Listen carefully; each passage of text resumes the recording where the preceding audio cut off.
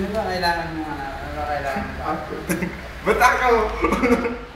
Hindi, kasi nagtatanong pa. Hindi, nagtatanong kami kung paano kami magiging matinig din sa pamumuhay. Hindi, kasi ano, kung mahilig ka sa babae, dapat seryoso mo. Kasi, yung babae, pag alam nilang nilalaro mo na sila, pag nakatapat ka ng mga babae na paglalaro ka, kawawa ka. Kaya dapat dyan, pang sa ng tingin ko lang, kapag alam mo yung babae mataling ligawan, hindi mo na kailangan pagkita ng activity na malalaki. Kasi isang bagay lang naman yun sa babae. Pag unang tingin mo pa lang, pag sa tingin mo may gusto siya sa'yo, hindi mo na kailangan ng pambababae.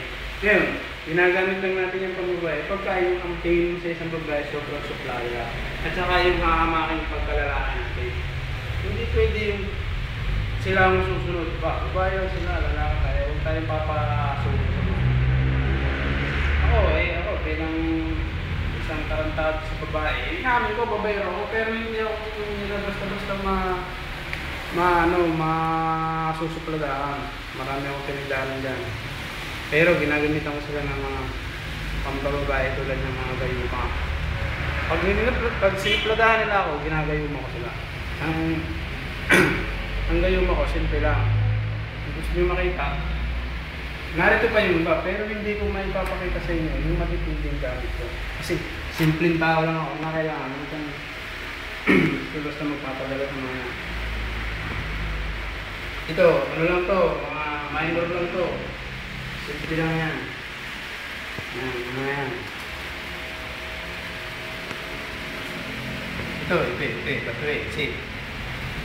Gamit natin panlalaki ito eh. Ano-ano ba yung mga yan? Ito, simpleng bagay, pero may bagay.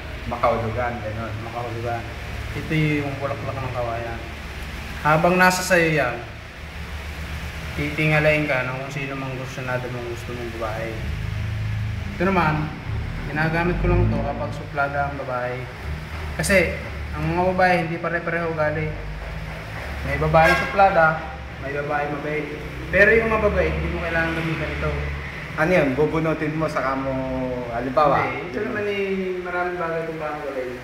Malalaman niya.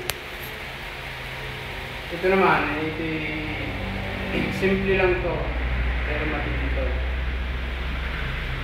Pag ang babae suplada, kukunin ko lang to.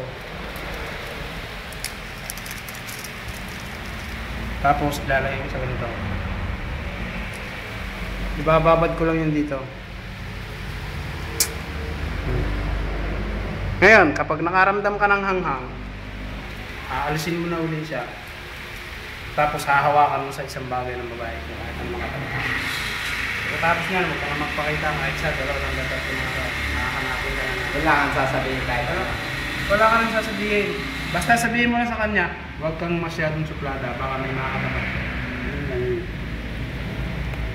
Tsaka, hindi ko na ipapakita sa yung mga ibang bagat, hindi pinagyayabang yun. Kasi kayo, mga tropa, mga barkada. Kaya ako pinapakita sa inyo. Marami kami natutunan. Eh, hindi naman pinagyayabang yan. Nakita mo, ito, simpleng tao.